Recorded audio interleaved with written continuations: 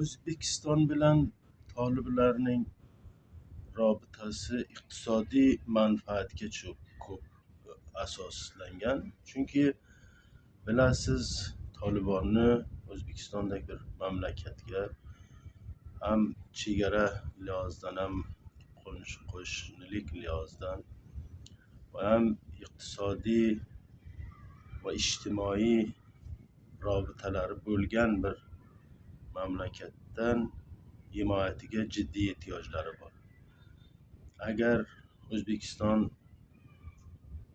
Rossiya o'rtasida, Qozog'iston o'rtasida, Qirg'iziston o'rtasida, hatto Chin o'rtasida toliblarni ga bo'ladigan iqtisodiy manfaatlarni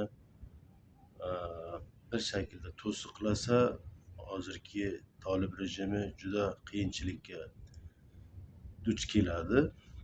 Onun uchun toliblarga ko'p muhim O'zbekiston bilan rabita qilishlik. Va o'shanday O'zbekiston ham Afg'onistonni ya'ni iqtisodiy ko'zdan ko'proq boqadi. O'zbekistonga muhim emas Kobulda kim qudratda. O'zbekiston o'z manfaatiga boqadi. Zarurati bor. Afg'oniston tariqidan Pokiston tariqidan dengizga faqatgina Afg'oniston yo'lidan mumkin O'zbekistonga yaqinlashmog'i. Bilasiz, O'zbekiston ham ayni Afg'onistonday shundoq xushmot va xushka deymiz, ana shu yerdan bog'liq bir mamlakat. Atrofi mamlakatlar bor, ya'ni dengizga yo'li yo'q. Afg'oniston yaqin yo'li va ayniqsa O'zbekistonni tavlid qilgan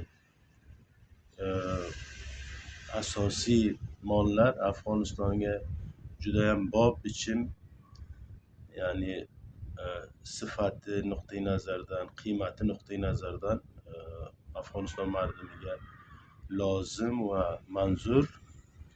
Bu uchun O'zbekiston Afg'onistonga katta bozor ko'zi bilan qaraydi.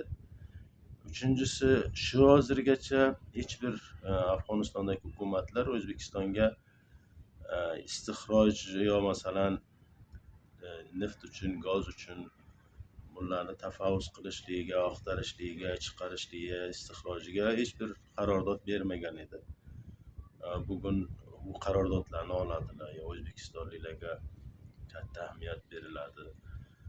Ayni holda O'zbekistonni bilasiz, muxolif kuchlari Afg'onistonda bor. Junbishi Islomiy O'zbekiston. Undan O'zbekistonning juda xavfi bor, tashvishi bor.